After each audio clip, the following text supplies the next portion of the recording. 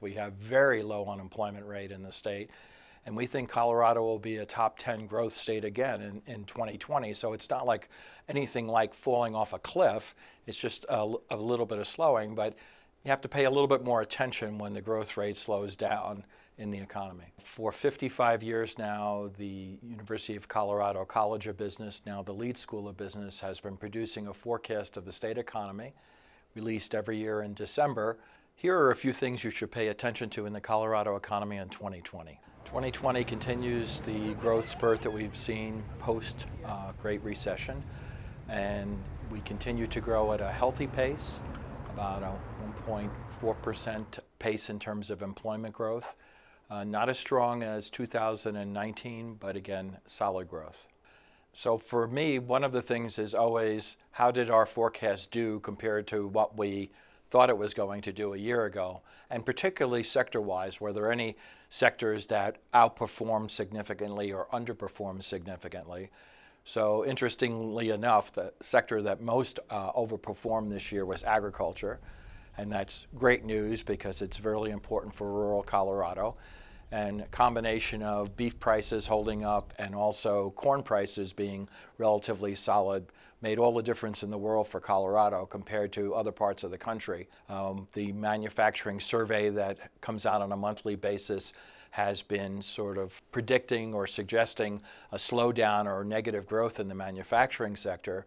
But our committee is actually of the opinion that we're going to have growth in manufacturing jobs next year, and that'll mark the 10th year in a row that we've had growth in the manufacturing sector. And that's very specific to Colorado as opposed to a national trend.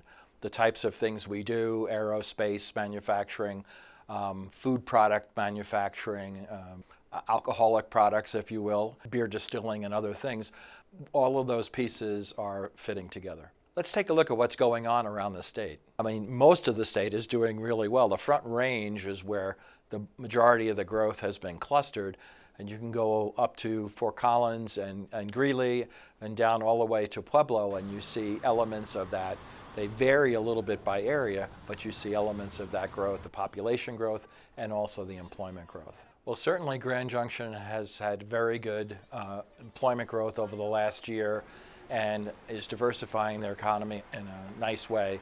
Manufacturing, aerospace, refurbishment, the natural products and outdoor industry kinds of areas.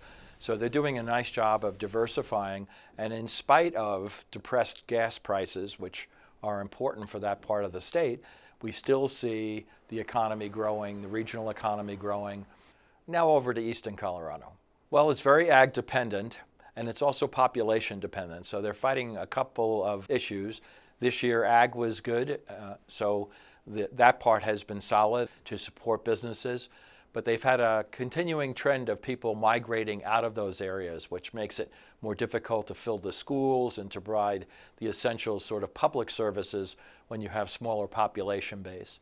And they put a lot of effort in focusing on ways to sort of combat that or to try to grow the sort of local base. And that's really what the economic strategy has been, economic development strategy has been.